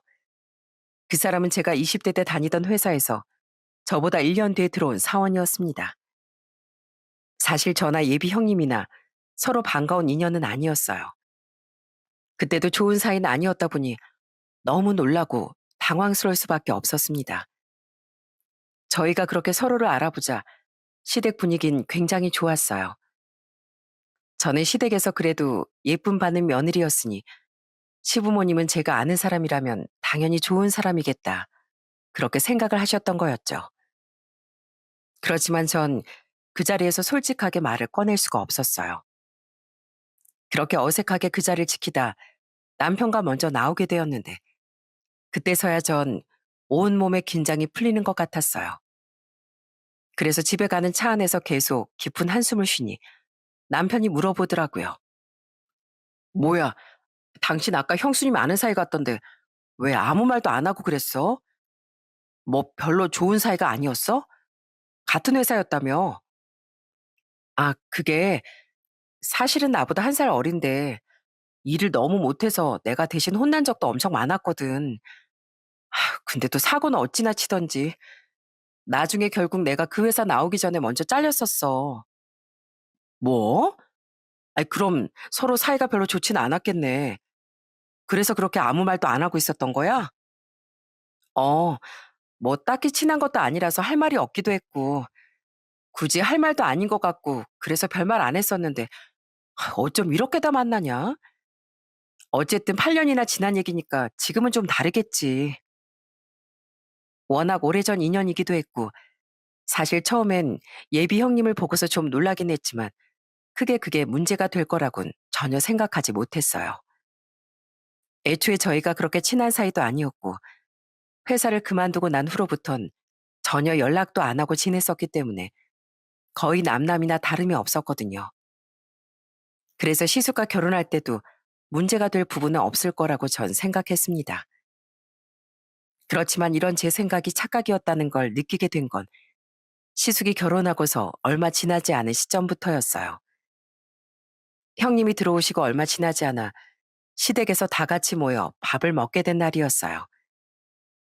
그날은 형님이 직접 저녁을 차리시겠다며 열심히 주방에서 요리를 준비하시더라고요. 그래도 저도 옆에서 보조하고 거들었습니다. 그런데 형님이 갑자기 청양고추를 엄청 썰더니 국에 그걸 그대로다 넣는 거였어요. 그래서 전 경악하고 옆에서 말렸죠. 형님, 그거 너무 많이 넣으시는 거 아니에요? 저희 시댁 식구들 중에 매운 거 잘 드시는 분 없거든요. 그만 넣으세요. 에이, 동서가 요리할 줄 모르네. 이런 건 칼칼하게 청양고추 송송 썰어서 듬뿍 넣어야 맛있는 거야. 아무리 그래도 그건 좀 많은 것 같은데요. 식구들 매운 거 진짜 못 먹어요. 이러면 아예 국을 못 먹는다고요. 아니, 내가 요리를 하는데 왜 동서가 와서 이래라 저래라야? 동서가 뭐 시어머니라도 되는 거야? 그냥 내가 하라는 대로 하면 되지. 뭘 그렇게 옆에서 훈수질이야? 그렇게 뭐라고 할 거면 그냥 나가. 내가 다 알아서 할 테니까. 아니, 아무리 먼저 여기 시집 왔다지만 음식 가지고 하나하나 다 지적하는 건 좀 너무하지 않아? 지적하는 게 아니라요, 형님. 다 같이 먹는 음식이니까 이왕이면 입맛에 좀 맞춰서 해야죠. 정 그러면 청양고추를 그냥 따로 준비해도 되잖아요. 됐어. 난 이렇게 하는 게 내 방법이야. 아, 이래라 저래라 하지 말고 좀 나가 있어. 그렇게 형님은 제 말은 아예 듣지도 않고 음식을 차렸습니다. 그런데 결국 그날 형님이 만든 음식은 시댁 식구들이 아예 손도 대지 못했어요. 너무 맵고 자극적이라 평소에 슴슴한 간으로 음식을 먹었던 시댁 식구들 입맛엔 전혀 맞지 않았거든요.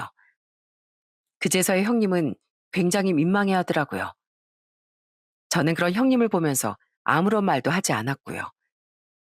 근데 또 그게 얄미웠는지 형님은 시간이 갈수록 저에 대한 갑질을 정말 어마어마하게 하기 시작했어요. 사실 다들 일을 하다 보니 시댁에 모여서 밥을 먹는 날이 그다지 많지 않았거든요. 그래서 항상 가면 시모가 저녁상을 싹 다 차리고 기다릴 때가 많았는데 그래서 전 항상 상을 치우거나 설거지를 하고 오곤 했습니다. 그러다 보니 제가 상을 치우고 설거지할 땐 시모가 저에게 늘 고마워하면서 칭찬도 많이 해주셨는데 그게 또 형님 눈엔 안 이뻐 보였던 것 같아요. 그날도 시모가 저에게 수고했다며 제 등을 토닥이며 얘기를 하셨습니다. 희경아, 일도 힘들 텐데 그냥 가도 되는데 말이야. 괜히 너 힘들게 하는 거 아닌가 모르겠다. 아니에요. 당연히 어머님이 차려준 밥 먹었으니까 제가 치워야죠. 그래도 어머님, 설거지 남편이랑 같이 할게요. 아유, 당연히 그래야지. 너도 바깥일 하느라 힘든데 당연히 같이 해야지. 요즘 늦게까지 일한다면서? 아유, 힘들어서 어쩌니.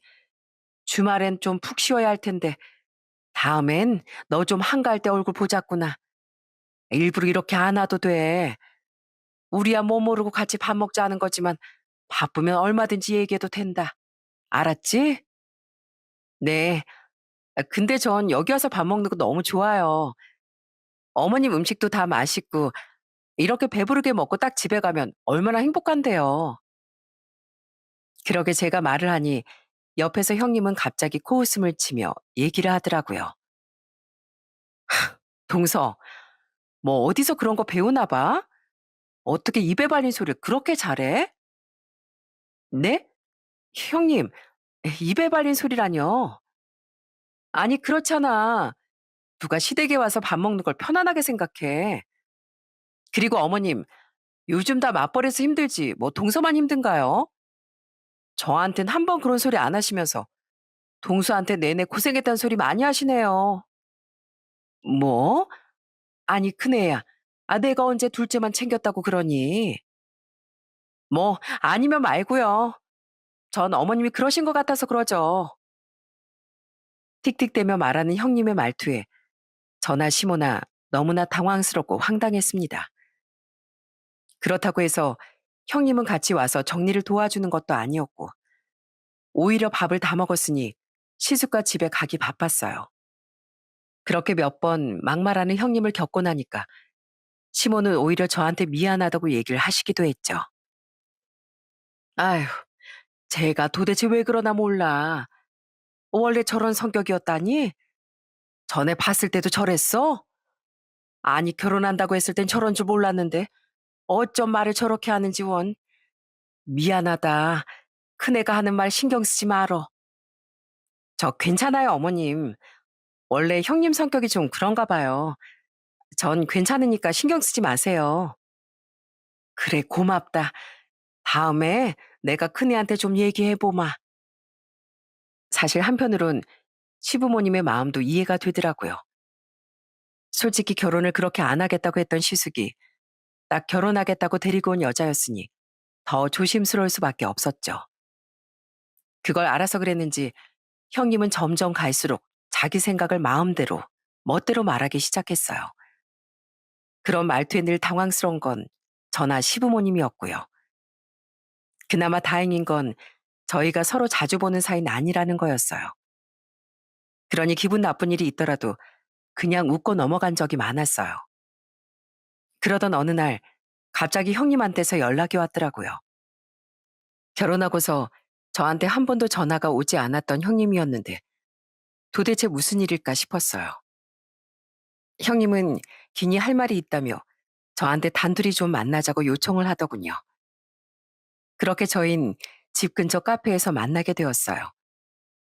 약속 시간이 다 되어 가봤더니 이미 형님은 그 카페에 도착해 있더라고요. 그리고 제가 딱 들어가자마자 형님은 벌떡 일어나더니 절 웬일인지 반갑게 맞이해 주더군요. 아니, 그전까지 뭔가 계속 못마땅한 듯이 절 쳐다보던 형님이었는데 갑자기 왜 저러나 싶은 생각도 들었답니다. 동서, 왔어? 뭐 마실래? 아, 동서 커피 좋아해? 여기 와본 적 있어? 여기 커피 맛있대. 일단 우리 커피 한 잔 시키고 차근차근 얘기하자. 환하게 웃으며 커피 주문까지 해주는 형님을 보면서 너무 당황스럽더라고요. 도대체 무슨 할 말이 있길래 전혀 다른 사람처럼 행동하는지 정말 궁금했어요. 그리고 커피가 딱 나오자마자 한 입 마시던 형님은 제 손을 덥석 잡더니 그제서야 본론을 꺼내놓기 시작하더군요. 역시나 이럴 때 흔히 나오는 부탁이 있죠? 바로 돈을 빌려달라는 거였습니다. 동서, 나 솔직하게 말할게. 나 애견샵 운영하면서 남편 몰래 돈 빌려 쓴 게 있거든. 그땐 급해서 몰랐는데 이자도 너무 힘들고 그러다 보니 다른 곳에 또 빌리고 빌리게 됐어. 이젠 도저히 안 되겠다 싶어서 말이야. 혹시 나 3천만 원 좀 빌려주면 안 될까? 네? 3천만 원이요? 아니, 그 큰 돈을 빌려달라고요? 어, 내가 부탁할 사람이 동서밖에 없어서 그래. 어? 나 친구도 별로 없는 거 동서도 잘 알잖아. 아무리 그래도 그건 좀 너무 큰 돈인데요. 그때 제가 난감한 내색을 표하자 그때부턴 형님은 애걸복걸 눈물까지 흘리며 애원하기 시작했어요. 동서, 제발 이렇게 나 부탁할게. 내가 동서 앞에 무릎이라도 꿇으라면 꿇을 수 있어. 이거 우리 남편 알면 나 이혼당해. 동서, 내가 지금까지 동서한테 한 거 다 잘못했어. 어? 내가 직장 생활할 때 동서가 하도 날 너무 싫어하니까 그때 생각이 나서 그런 거지. 나 동서한테 뭐 나쁜 감정이 있어서 그런 거 아니야. 어? 아니, 아무리 그래도 차라리 아주버님한테 솔직히 말하는 게 나을 것 같은데요. 안 돼. 이거 알면 정말 남편이 나 쫓아낼 거야. 어? 나 이혼하고 싶지 않아. 이것만, 이것만 딱 막으면 되는데. 어? 어떻게 좀 안 될까? 우리 남편만 모르면 돼. 남편한테만 말하지 말고 1년만. 내가 1년 내로 꼭 갚을게. 어? 제발, 제발 이렇게 부탁할게. 그렇게 애걸복걸하는 형님을 보면서 정말 어떻게 해야 할까 너무 난감하더라고요. 빌려주자니 너무 큰 돈이고 그렇다고 무시하자니 저렇게 애원을 하는데 정말로 큰일이 나면 어쩌나 걱정도 됐고요. 전엔 절 미워하는 것처럼 보였던 사람이 갑자기 저한테 저렇게 비니 오죽하면 나한테 빌려달라고까지 할까 싶은 생각도 들었습니다. 결국 전 남편과 상의 끝에 형님에게 그 돈을 빌려주기로 했어요. 대신 시숙에겐 비밀로 하게 되었어요. 남편도 형이 이혼하는 걸 원하지 않았고 시댁에 괜한 분란을 만들고 싶지 않다며 그냥 빌려주자고 하더라고요. 그래서 저도 한번 믿어보려고 했습니다. 그리고 1년이라는 시간을 주게 되었어요. 그렇게 급한 자금을 빌려주고 나서 정말 한동안은 형님이 저한테 너무 잘해주는 거였어요. 시댁에 갔을 때 형님이 저한테 직접 사온 음식을 먹어보라고 권했을 땐 그 자리에 있던 시댁 식구들 다 깜짝 놀랄 정도였어요. 동서, 이거 내가 맛집에서 포장해 온 거거든. 동서 이런 거 좋아하잖아. 한번 먹어봐. 맛있다고 하면 내가 또 다음에 포장해서 갖다 줄게. 예? 아, 네, 형님. 맛있네요. 진짜 맛집인가 봐요. 그치? 내가 딱 이거 동서가 좋아할 것 같아서 사온 거라니까. 자, 이거 동서 많이 먹어. 이것도 같이 먹어보고. 사람이 갑자기 저렇게 달라지니 참 저도 당황스럽긴 하더라고요. 그래도 늘 저한테 까칠하게 대하는 것보다는 훨씬 나았습니다. 좀 부담스럽긴 했지만 그래도 사이좋게 잘 지내는 모습을 보여주니 시부모님도 흐뭇해하시고 좋아하셨어요. 나중에 밥을 다 먹고 형님과 시숙이 먼저 집에 가고 나선 시부모님이 제 곁에 바로 달려와 막 물어보기도 했습니다. 뭐야, 희경아, 너 형님이랑 화해한 거니? 언제 저렇게 친해진 거야? 제가 원래 저런 애가 아닌데 갑자기 막 너한테 잘해주고 뭐 무슨 일이라도 있었어? 무슨 일이냐 어머님. 그냥 서로 잘 지내보기로 했어요. 어머, 그래? 큰애도 그렇게 하겠대? 아이고, 웬일이라니? 난 둘이서 사이가 많이 안 좋은가 보다 생각했는데 아까 보니까 서로 웃으면서 밥도 먹고 그러니까 너무 보기 좋더라 얘. 이래서 집안의 식구들이 다 사이가 좋아야 되는가 봐. 전엔 얼른 밥 먹고 각자 집에 갔으면 좋겠다 싶었는데 오늘은 그런 마음이 전혀 안 들더라고. 참 보기 좋다 둘째야. 그렇게 뿌듯해하고 좋아하는 시부모님을 보면서 그 돈을 빌려주길 참 잘했구나 생각했습니다. 그렇지만 이내 형님의 호의는 오래가지 못했어요. 한 달이 지나고 나서부턴 결국 전처럼 다시 되돌아가더라고요. 역시나 사람은 쉽게 바뀌지 않는구나 싶은 생각도 했었죠. 그러다 제가 돈을 빌려준 지 한 1년이 거의 다 될 때쯤 그날도 시댁에 다 같이 모여 외식을 나가기로 한 날이었어요. 외식을 가기 위해 밖으로 나왔는데 골목 끝에서부터 한 고급 차량 한 대가 쭉 시댁 앞까지 들어오는 거였어요. 그리고 그 차에서 내린 사람을 보고서 너무 깜짝 놀랐습니다. 그 사람은 바로 형님이었거든요. 어머, 큰애야, 이거 무슨 차니? 너 차 바꾼 거니? 아, 어머님, 전에 타던 차가 너무 오래돼서 이참에 바꿨어요. 아니, 근데 이거 꽤나 비싼 차 아니니? 요즘 네 애견샵이 잘 되는가 보구나. 그건 아닌데, 그냥 이왕 새 차로 바꾸는 거, 오래 타려고 괜찮은 차 뽑은 거예요. 바로 나가실 거죠? 다른 차 타지 말고, 어머님, 아버님은 제 차 타고 가세요. 동서, 동선, 서방님이랑 차 타고 와. 우리 남편은 먼저 가 있는다고 했어. 알았지? 그렇게 시부모님을 태우고 훌쩍 가버리더라고요. 그걸 보고 저와 남편은 오히려 일이 잘 풀리는가 보다 생각했습니다. 뭐야, 형수님 요새 일이 잘 되나? 생각보다 비싼 차인데 어떻게 저걸 뽑았지? 당신한테 돈 아직 안 줬지? 어, 뭐 아직 시간 조금 남았으니까 뭐 1년째 딱 되면 주겠지 뭐. 차도 저렇게 뽑았는데. 그러게 형이 별말 안 해서 몰랐는데 애견샵 잘 되는가 보다. 그땐 저나 남편이나 대수롭지 않게 생각하고 넘어갔습니다. 그런데 그 약속한 1년이라는 시간이 지나고서도 아무리 기다려도 형님의 연락은 오지 않더라고요. 처음엔 뭔가 사정이 있겠거니 싶어서 좀 기다려보자 생각을 하고서 기다리게 되었는데 한 달이 지나고서도 아무런 말이 나오지 않았습니다. 그래서 한 달이 지난 후 전 형님을 찾아가 말을 꺼내게 되었어요. 형님, 저희 약속한 날짜 지났는데 왜 돈을 안 주세요? 벌써 한 달이 더 지났어요. 1년 내로 갚으신다고 했잖아요. 아이, 동서도 참 야박하다. 우리가 뭐 남이야? 가족끼리 무슨 돈을 갚아. 어려울 때 서로 돕고 사는 거지 뭐. 동서가 힘들 때 내가 도와줄게. 그럼 되지? 우리 앞으로 살 날이 얼마나 많은데 이걸로 갚아라 말아 할 거야? 네? 그게 무슨 소리예요? 당연히 돈을 빌려갔으면 갚아야죠. 차도 새로 뽑으시고 어려운 형편도 아니신데 돈을 안 갚는다뇨. 얼른 주세요. 무슨 소리야. 아우, 나 돈 없어. 내가 줄 돈이 어딨어? 그리고 가족끼리 그렇게 돈 가지고 야박하게 구는 거 아니야. 동서 나 너무 서운하다. 우리가 그런 사이였어? 뭐라고요? 그럼 형님 안 갚으시겠다는 거예요?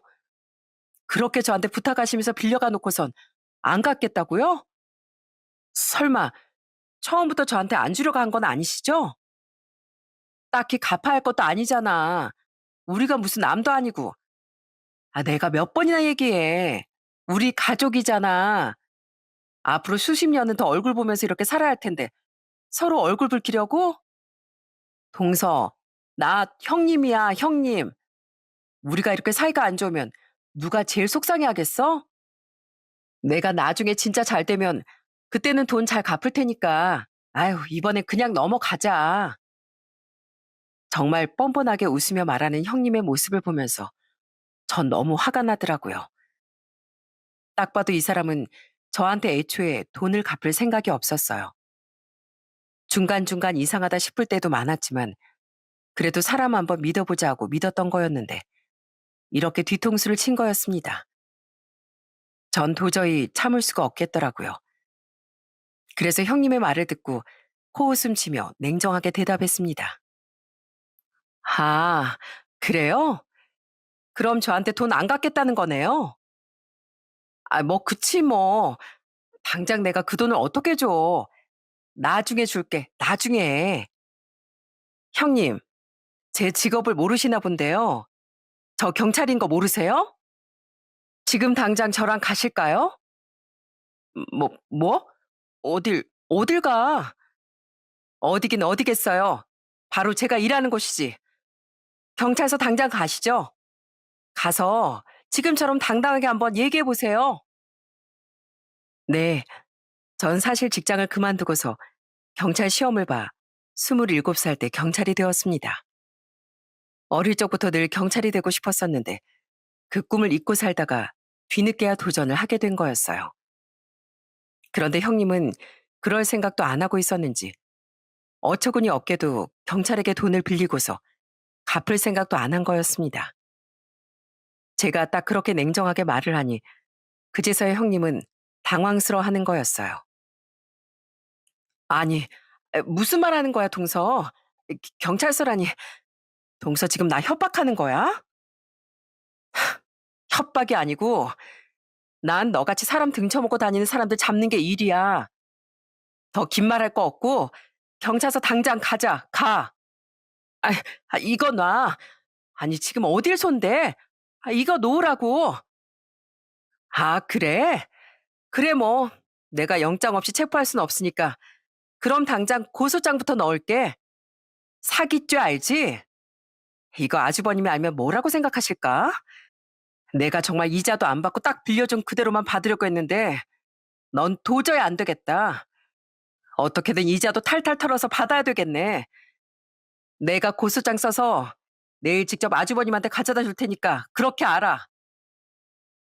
제가 그렇게 말하니 그제서야 형님은 벌벌 떨면서 막 당황해서 소리를 치기 시작하더라고요. 아니, 동서, 아무리 그래도 내가 처음에 그렇게 울고불고 부탁하고 그랬는데 이제 와서 가족인데 뭘 그렇게 야박하게 그러는 거야. 내가 나중에 잘 되면 갚는다잖아.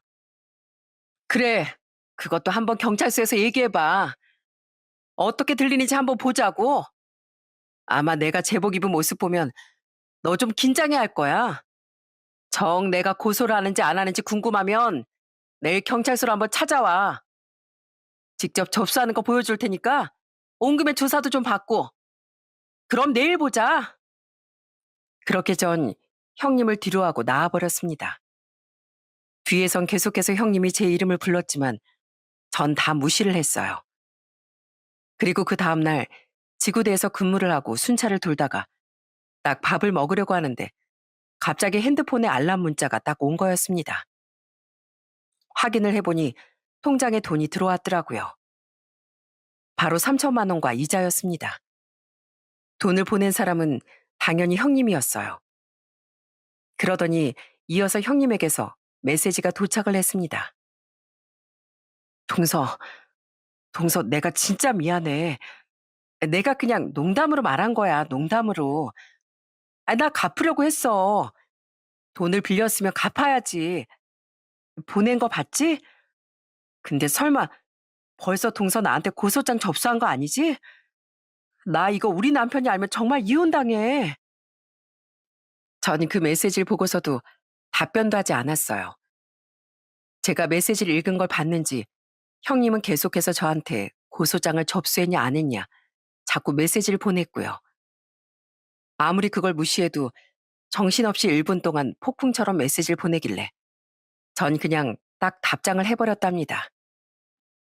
접수했는데요. 그랬더니만 아주 그때부터 전화가 빗발치게 걸려오기 시작했어요. 제가 아주 받을 때까지 하려는 건지 전화를 안 받아도 바로 이어서 또 전화하고 또 전화를 하더라고요. 그런데 얼마 후부턴 메시지까지 막 쏟아지기 시작했어요. 동서, 우리 남편한테도 다 말했어? 진짜 말한 거야? 내가 돈 다 줬잖아. 그걸 말하면 어떡해. 지금 남편한테서 자꾸 전화 와. 진짜 동서 말한 거야? 정말? 전 그 메시지를 보고서 진짜 황당했어요. 애초에 전 시숙한테도 말을 안 했고 사실 고소장도 접수도 안 했거든요.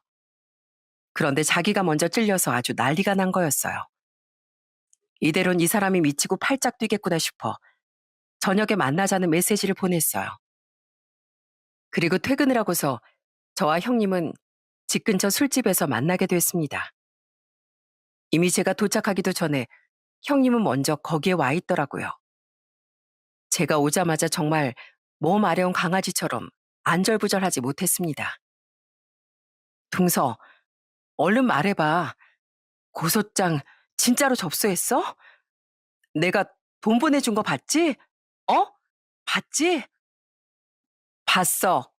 다 봤고, 일단 한 잔 마시면서 얘기하자. 전 형님을 진정시키고 바로 메뉴를 주문했습니다. 그리고선 정말 거짓말 안 하고 안주도 다 나오기 전에 소주 한 병씩을 딱 말없이 서로 마시고서 얘기를 시작했어요. 그런데 형님이 술을 한참 마시더니 억울하다는 듯이 얘기를 꺼냈습니다. 동서, 나 진짜 질투도 많고 시샘도 많은 사람이야. 나 동서랑 직장 생활하면서 솔직히 나랑 나이 차도 안 나고 동서도 막내뻘이었잖아. 근데 동선 왜 이렇게 회사 사람들이 좋아했어? 난 항상 미움만 받고 그랬는데. 그래서 나 그때부터 동서 미웠어. 나랑 똑같은데 왜 사람들은 동서만 좋아하는지. 거기다가 결혼했는데 시댁 식구들은 어떻고 시부모님도 그렇고 더군다나 우리 남편도 동서 칭찬만 하고 난 예쁨 하나 안 받는데 너무 질투나더라고. 그럼 여태껏 나 질투해서 그런 거야? 그래, 나 우리 집에서도 이남 이녀 중 둘째 딸이야. 크는 내내 난 중간에 끼어서 사랑 한번 제대로 못 받아봤다고. 근데 사회 나와서도 누구한테 끼어서 예쁨 한번 못 받고 거기다가 결혼했더니만 이게 웬걸? 그 애가 또 동서로 있네? 무슨 인생이 장난하는 것도 아니고 내 인생이 왜 이 꼬라지가 된 건지. 네가 어떻게 했는진 생각도 안 하고? 내가 뭘, 나도 잘했어. 나도 사람들한테 잘해줬다고. 누가 고민 얘기하면 그 고민 같이 해결해 주려고 노력하고 어울리려고 농담도 던지고 나도 노력했다고. 근데 아무리 그렇게 해도 동서만 예뻐하는 거 어떡해. 내 노력은 하나도 안 알아주는 걸 나더러 어떻게 하라고. 난 억울해. 나도 억울하다고. 전 그런 형님의 말을 들으며 참 어처구니가 없으면서도 짠한 느낌이 들더라고요. 사실 그때 회사 다닐 때도 좀 느꼈지만 형님은 약간 사회성이 좋은 편은 아니었어요. 남들의 고민을 들어주는 것도 모자라 그걸 해결하려고 드니 다른 사람들이 불편할 수밖에 없었던 건데 본인 스스로는 잘한 거라고 생각했다는 것부터가 참 한숨이 나오더라고요. 자기 딴엔 나름 남들에게 사랑받으려고 노력했던 건데 솔직히 남들이 보기엔 그렇게 보이지 않는 행동들이었죠.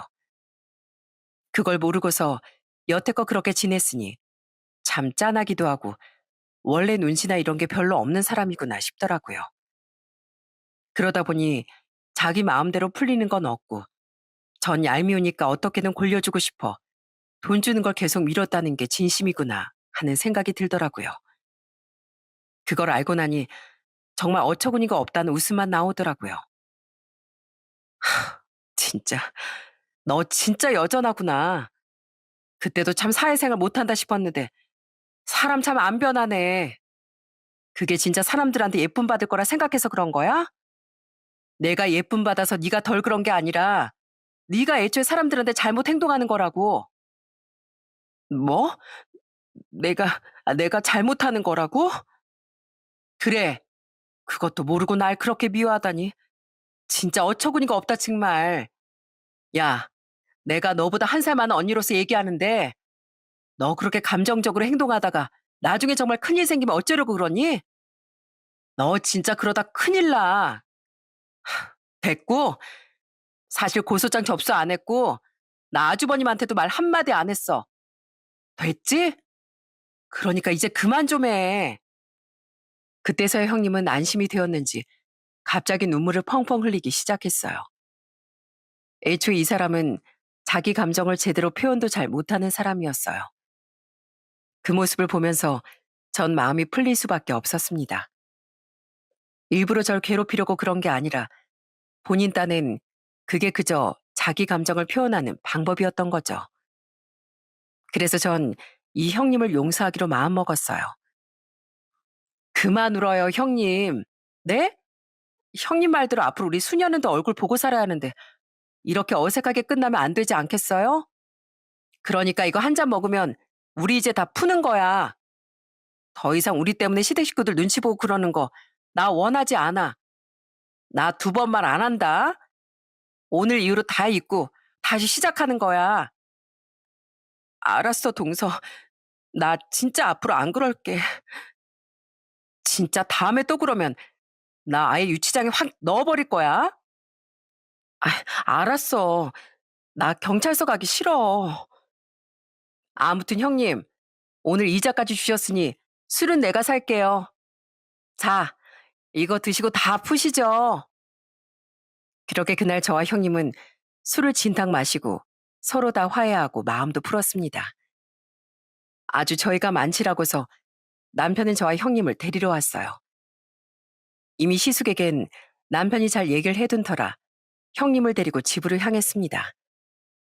형님은 술에 취해 도착을 하자마자 바로 골아 떨어졌고 저는 남편에게 형님과 있었던 얘기를 전해줬어요. 그랬더니만 남편도 엄청 웃더라고요. 아이, 참, 형수님도 안 그래도 좀 푼수댁이라고 생각은 했었는데 참. 형이 그래서 형수님이 좋았대잖아. 사람이 참 일관되고 세상에 물들질 않았대. 그런 거 보면 형이나 형수님이나 아주 똑같네. 그러게. 뭐 아무튼 일부러 그런 건 아닌 것 같으니까 앞으로 잘 지내봐야지 뭐. 당신도 대단하다. 나였으면 절대 용서 못했을 텐데. 아니, 어떻게 그렇게 용서를 했어? 그냥 나를 질투하고 미워한 마음이 얼마나 괴로웠을까 싶어서. 아이, 오죽하면 돈 가지고 날 그렇게 괴롭히고 싶었을까 싶어서 좀 짠하더라고. 하여간 대단해, 여보. 그날 이후 저흰 생각보다 정말 잘 지내고 있습니다. 사실 처음엔 형님이 제 눈치도 좀 많이 보면서 시댁에서 마주칠 때도 엄청 조심스럽게 행동을 하더라고요. 근데 이 형님이란 사람이 워낙 자기 주장도 강하고 고집도 세다 보니까 자기도 모르게 좀 말이 틱틱 나오고 그랬던 거였어요. 그게 또 본심은 아니라 자기도 모르게 그러는 거라 그 성격을 알고 나서부턴 전 형님을 옆에서 많이 도와주기도 했어요. 어떻게 말을 해야 좀 더 부드럽게 대화를 하는지, 시부모님께 어떻게 해야 좀 더 좋을지 옆에서 자세히 알려주고 말해주니 형님은 정말 빠르게 변하기 시작했습니다. 말 그대로 잘하면서 이리 치이고 저리 치이고 사회에서도 치이면서 살다 보니 사람이 좀 방어적이고 부정적으로 변했던 것 뿐이지 원래 본심은 참 착하고 여린 사람이었어요. 그래서 지금은 정말 행복하게 잘 지내고 있답니다. 딱 그날 이후로 2년이 지났는데 형님이 이젠 제법 형님 노릇도 잘해요. 시댁에 갈 때마다 왁자지껄 분위기가 정말 좋고 집안에 문제 일으키는 사람이 없으니 시댁에도 웃음꽃이 피어난답니다. 형님도 아들 하나를 낳아서 요즘은 시댁에 애들이 셋이나 있으니 다들 웃을 일만 있더라고요. 앞으로도 이렇게 참 즐겁게만 지냈으면 좋겠습니다. 지금 저희 친정 부모님은 시장 일을 다 정리하시고 노후를 즐기고 계세요. 제 동생들도 이젠 각자 가정을 꾸려서 다 같이 조금씩 돈을 모아 용돈도 보내드리곤 하는데 그때마다 부모님은 항상 저희 건강과 행복이 우선이라며 매번 그걸 거절하신답니다. 그럼에도 저희 꿋꿋이 부모님께 용돈도 보내드리며 그렇게 잘 지내고 있어요. 그리고 항상 남편은 저희 친정아빠의 다리가 되어주고 있어요. 매번 친정에 갈 때마다 아빠 다리를 한참 주물러주고 가고 싶다는 곳은 다 기억을 해서 모시고 다니고 있답니다. 저번엔 저도 기억 못했던 아빠가 했던 말을 남편이 한 적도 있었어요. 아버님, 아버님 저번에 수영 한번 해보고 싶다고 하셨죠? 저희 이번에 휴가 갈 때 수영장 있는 펜션 가보는 거 어떠세요? 그럼 좀 편하게 수영하실 수 있을 것 같은데. 아이고, 자네. 내가 그냥 지나가듯이 한 말을 다 기억하고 있었어? 그럼요. 아버님이 하신 말은 제가 안 잊어버리고 항상 기억하죠. 당연히 기억해야 하고요. 그럼 다음 휴가 때 아버님 수영복 꼭 준비하세요. 제가 정말 괜찮은 곳으로 모시겠습니다. 그래, 그래. 역시 우리 사이가 최고야, 최고. 그렇게 남편은 여전히 다정하고 마음이 착하답니다. 이런 남편을 어떻게 사랑하지 않을 수가 있겠어요? 그러니 제가 더 시댁에 잘하고 싶은 마음이 들 수밖에 없더라고요. 그런 마음이 아마 형님도 용서할 수 있게 된 게 아닌가 싶습니다. 물론 냉정하게 따지면 너무 화가 나는 일이기도 하지만 사람은 실수할 수 있고 잘못을 할 수도 있다고 생각해요. 그러니 너무 칼로 무자르듯 냉정하게 잘라내는 것보다 한 번쯤은 좀 더 유연하게 기회를 줘보는 것도 좋을 것 같습니다. 제가 이번 일을 겪으면서 느꼈던 게 사람은 마음먹기에 달려있다는 거였어요.